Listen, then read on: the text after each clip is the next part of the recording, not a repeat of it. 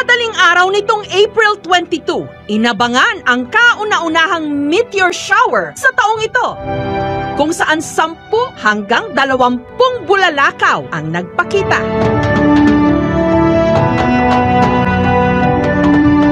Ito ang Lyrid Meteor Shower.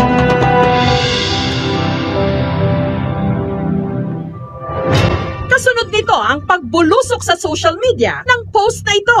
Isang puno ng santol sa Maragondon sa Cavite. Nasunog! Di umano nabagsakan ng bulalakaw? Naabutan daw ng uploader na nasusunog ang puno ng santol sa lote sa kanilang barangay. Bumagsak naman yun.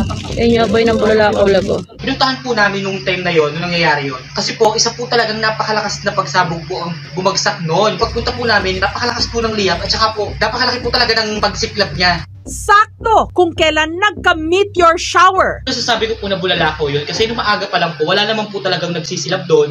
Wala naman po talaga nagsisilap doon ng siga. At saka po kung isipin niyo po kasi, isang puno pong sariwa at kung sisindihan po ng isang normal na tao, hindi po siya magsisilap ng basta dahil sariwa po yung puno.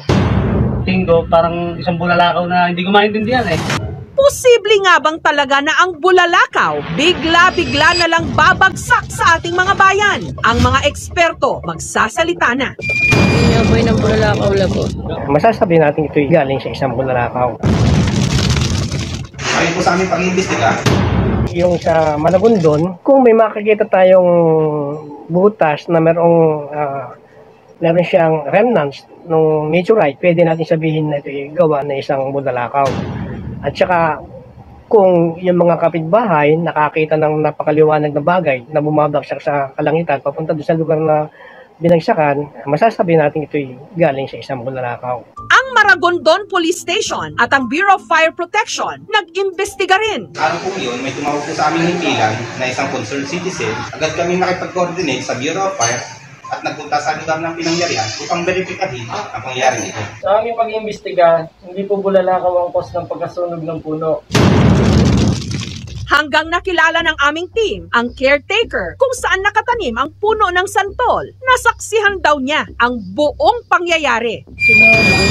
Bumagsak naman yun. Yan yung aboy ng bulalakaw labo. Nang totoo niyan, ako mismo nagsunog ng puno. Kailangan kong linisin yung lugar para hindi madisgrasya yung mga anak ko. Kasi may mga ahaso rito. Malalaki yung ahas, halos gabraso. Kung narinig lang pumutok, yung sangaho ng puno yun, bumagsak. Pero wala akong nangyayaring bulalakaw dyan. Mas okay na po yun na kung hindi po yung tunay ng bulalakaw. Iiwasan po yung pagkakagulo ng tao dahil po alam po natin mahal po ang halaga ng bulalakaw. Sa mga kwento-kwento, huwag basta ma-fall o mahulog. Siguraduhing totoo. Yan yung aboy ng bulalakaw labo. Thank you so much mga kapuso. Kung nagustuhan niyo po ang videong ito,